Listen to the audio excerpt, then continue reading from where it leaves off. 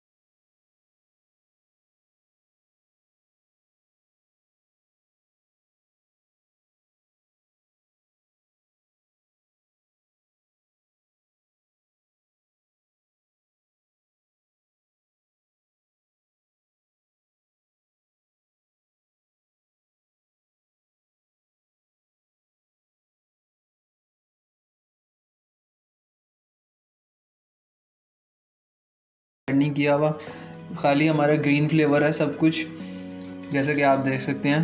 سبز مرچ اور دھنیا, زیرہ اور ٹماٹر یہ ہم نے اس چیز میں ایڈ کی ہیں, اور ماشاءاللہ اس کا ٹیسٹ بھی بہت اچھا ہوگا, خوشبو بھی بہت اچھی ہے اس کی.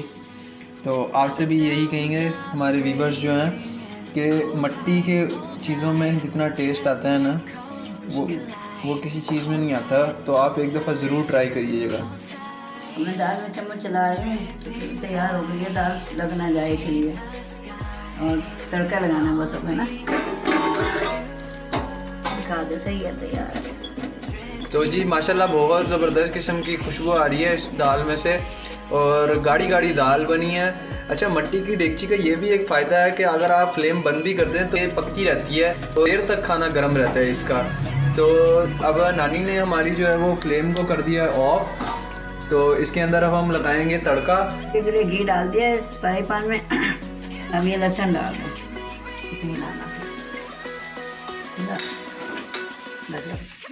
جو تو ہم نے اس میں گھی میں لہسن ایڈ کر دیا ہے, یہ تھوڑا سا لائٹ براؤن کلر کا ہوگا, اور اس کے بعد ہم اس میں یہ ہم زیرہ ڈال دیں گے اس کے اندر.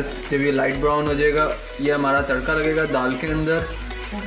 تو جی جیسا کہ آپ دیکھ سکتے ہیں یہ گولڈن براؤن ہو گیا ہے, اور اب اس میں ہم نے میری نانی نے زیرہ ڈال دیا ہے, اور یہ اب ڈالا جائے گا. اوہ مائی گاڈ, یہ جو اس کی خوشبو آئی ہے نا میں آپ کو بتا نہیں سکتا, یہ بہت ہی اوسم خوشبو تھی. اور یہ ہمارے اس میں چلا گیا ہے, ایڈ ہو گیا ہے. اب اس میں نانی نے چمچ چلا دیا ہے, میں اب اس میں گرم مسالہ ایڈ کر رہی ہوں.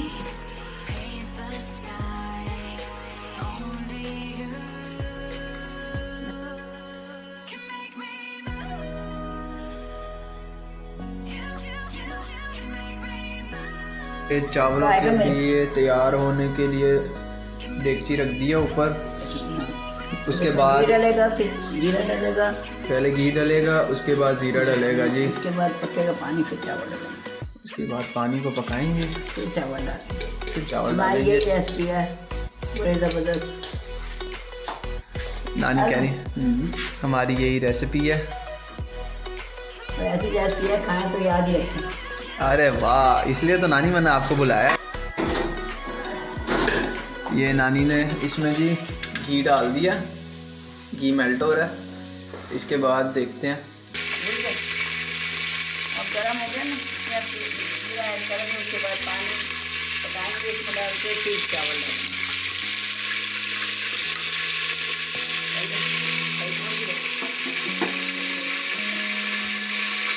اس کو ذرا چمچ سے ہم ہلا لیں گے.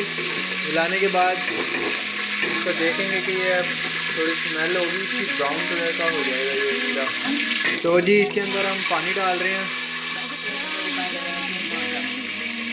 6 کٹوری پانی لگے گا, اور چاولوں میں جتنی ہم نے جیسے دال ناپی تھی.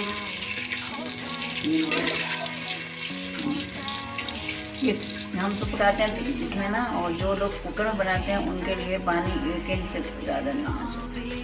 تو جی نانی کا کہنا ہے یہ ہے کہ جو پریشر کوکر میں جو چیزیں بناتے ہیں ان کے لیے ایک ٹپ ہے کہ پانی اگر آپ سے نہیں ناپا جا رہا تو آپ پہلے اس میں چاول ڈالیں, اور چاول ڈالنے کے بعد 1 انچ جتنا ہوتا ہے اس کے جتنا پانی آپ کا اوپر ہونا چاہیے چاولوں سے, اور پھر آپ اس کو پریشر لگا سکتے ہیں. چلیں, پانی پک رہا ہے اور اب چاول ڈالنے لگے.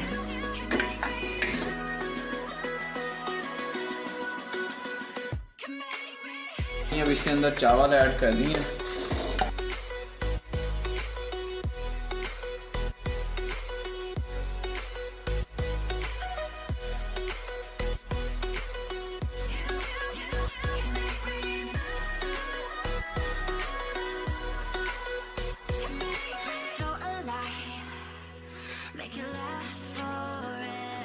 تو جی اس کے اندر اب چاول ایڈ ہو چکے ہیں, اس کے اندر ہم چمچ چلا دیں گے تھوڑا سا, اور پھر ہم اس کو پکنے دیں گے. اب نمک ڈالنے لگے, پانی پک رہے ہیں, چاول تیار ہوں گے 15-20 منٹ میں.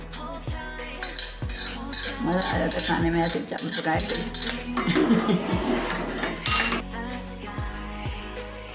अच्छा, तो नानी माँ आप हमारे देखने वालों को क्या कहना चाहेंगी? मैं चाहूँगी कि आप हमें देख के लाइक करें और पक्के रह जाएंगे ऐसे। तो अभी हम तो नाजरीन, ये ज़रा पानी हमारा खुश्क होने लगा है और नानी माँ हमारे चम्मच चला रही है। सही है, बस सही। आपसे एक रिक्वेस्ट है कि सब्सक्राइब करें हमारे चैनल को। और तो जी, अब ये आप देख सकते हैं कि चम्मच चल चुका है हमारा उस पर, और अब आ गया है दम लगाने का टाइम। तो दम लगाने के लिए हमारी नानी ने इसके ऊपर मतलब ढक्कन पे कपड़ा रख दिया है, और अब इसके नीचे हम रखेंगे तवा। अब चावल हमने दम लगाने के लिए रख दिए चम्मच चला के, ये 10 मिनट लेंगे तकरीबन, तो तैयार है। तो जी तवा हमने नीचे रख दिया था, और फ्लेम आप लोग देख सकते हैं कि मीडियम फ्लेम पे हमने इसको, ताकि तवा जल्दी गर्म हो जाए और ज़्यादा देर ना लगे, इसलिए हमने मीडियम फ्लेम पे इसको पकने के लिए रखना 10 मिनट के लिए। जब हम दम खोलने लगे चावल तैयार है। माशाल्लाह माशाल्लाह जी, आप देख सकते हैं चावल बड़े खिले खिले से बने हैं हमारे। इसमें अब चम्मच चला रहे हैं। सब तैयार है, चम्मच तैयार है। अब इसको हम टेस्ट करेंगे। खुशबू तो बहुत अच्छी आ रही है।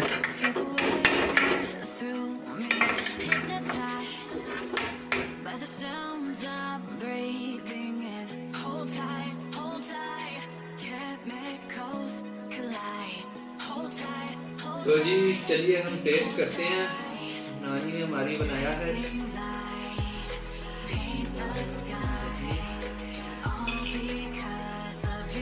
चावल माशाल्लाह से खिले खिले पके हैं।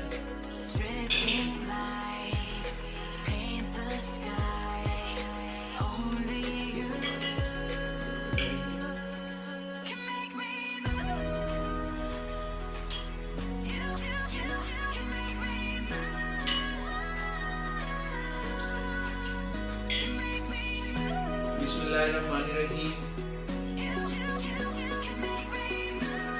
सबसे पहले मैं अपने हाथों से अपनी प्यारी नानी को खिलाऊंगा।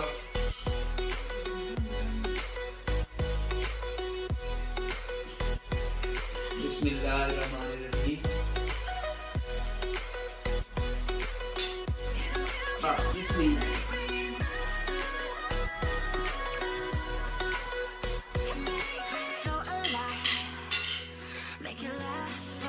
ओए ओए ओए ओए ओए ओए ओए।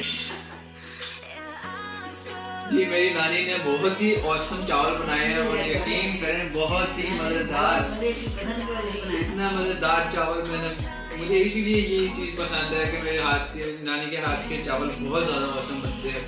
तो लाइक और शेयर और सब्सक्राइब करना मत भूलिएगा, और फिर मिलते हैं अगली वीडियो में। तब तक के लिए खुदा।